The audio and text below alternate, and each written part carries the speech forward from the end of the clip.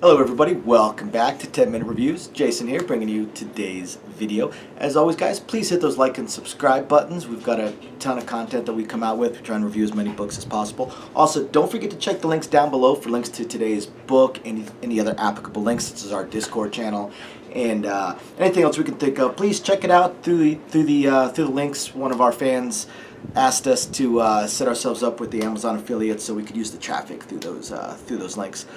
Otherwise, once again, thank you everybody for joining us, and I'm going to go ahead and get right into today's video.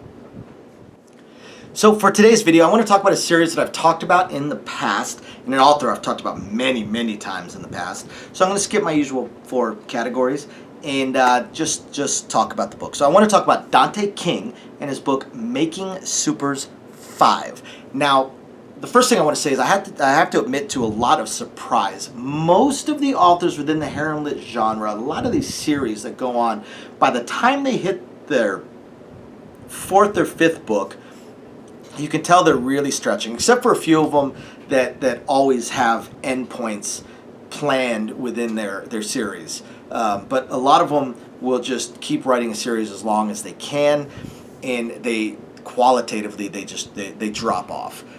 This one just continues to get really good, even better every single time. So Making Supers 5, we once again return to Dean Silver, our intrepid main character, with his ability to steal superpowers from other superpowered people and to gift those superpowers to women. And this being harem lit, I think you guys can all guess how he gives them the superpowers. And one thing that's great about this series is how the world just keeps expanding out and how things continuously change. So Unity, this book, Unity, comes under fire. Basically, the government wants to take over control over all the superheroes and superpowers. Now, Dean is still trying to find Psyche, and from book 4, we discovered that there are aliens, that the superpowers actually come from aliens, from nanites or genetic material from the aliens. There is an impending supposed alien invasion. We've got Psyche out there still running around. It's been running around for a couple books now. They haven't been able to catch. Then we've got SPED, this new organization that was introduced in the last book. So all of these things are coming down on Unity hard, and along with that, then the government comes down on Unity hard. So Dean decides he's going to take his show on the road. Basically, he gives up all this fame and power that he's built, because it's not really what he is. He spent his whole life as a shadow mercenary, as a shadow hitman, basically, and mercenary, not this leader, this big organizational leader and face of a franchise kind of thing. So they go on the run. Now his contacts have continued to expand and develop. Every book, he doesn't have this massive, unwieldy harem. I mean, he would if Mr. King was putting in spicy scenes constantly, like some authors do, where if you ripped out all the adult-oriented scenes, you'd have a short story. This is a freaking book. If you ripped out every adult scene in it, you'd still have a fantastic book. It's just not that. He doesn't make it overwhelming. But Dean does still add women occasionally to the team, not necessarily as part of his harem, but as allies. Plus, of course, he's got Dingo Squad, the Australian mercenaries that are just an absolute riot. They are a complete and total blast. But he's got his little teleporter now that is an ally. It's not part of his organization. Does not work for him, but is an ally. Plus various others. And this book deals with a couple things. It deals with Unity basically on the run from every government in the world. It deals with the continued hunt for Psyche, although he does not really appear in this book. It deals with the continued hunt for SPED and their power base and how they are controlling the governments, how much they are controlling the governments. It also deals with more questions about the aliens, the impending alien invasion. How do the superpowers work? Because not all of them appear to be derived from the aliens or from the nanites or from the genetics. We also learn a little bit more about how the aliens had really kind of unlocked Dean's abilities in book 4, how he's able to use them, and he has to figure that out. He has to learn that. There's a period of adjustment, a period of him learning and realizing just how ungodly powerful he can now be if he learns how to use all of his abilities and use them in tandem and shuffle back and forth and swap really cool. Plus, of course, you've got the high tech. They managed to make Dingo Squad able to hold their own. The introduction of anti-superpowered fields made a big difference in book 4, and they play a big part in book 5.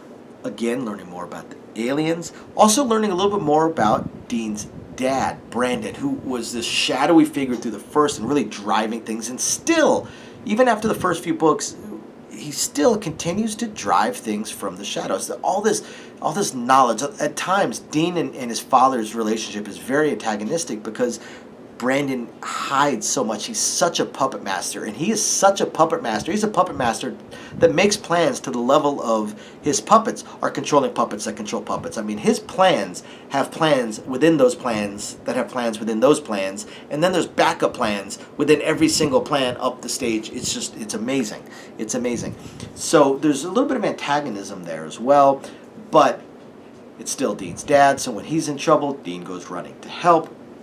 In book 5, really just seems to be action scene to action scene to action scene, as they are just either on their heels or attacking one thing or the other.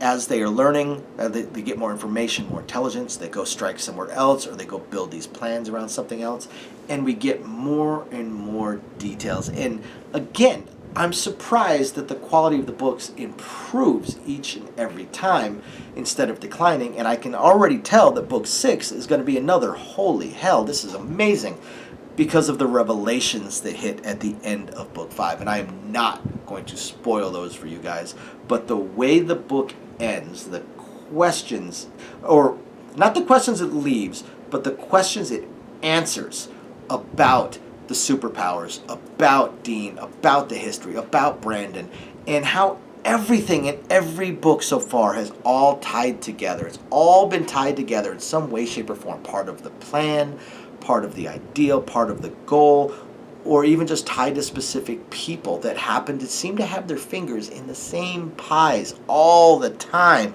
The ones that just seem to always have every bit of information. And how do they always have the information right when it's needed? And how do they always have this level of technology right when it's needed?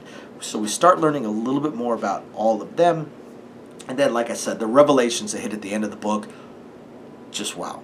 Just wow. And just tells you book 6 is going to knock your socks off. So I cannot wait. Thank you, everybody, for watching. If you have not read Making Supers by Dante King, you've got to, one, step outside, slap the hell out of yourself, and then go download book 1 or buy book 1. Check it out. Thank you, everybody, for watching. We will catch you guys next time. Bye now.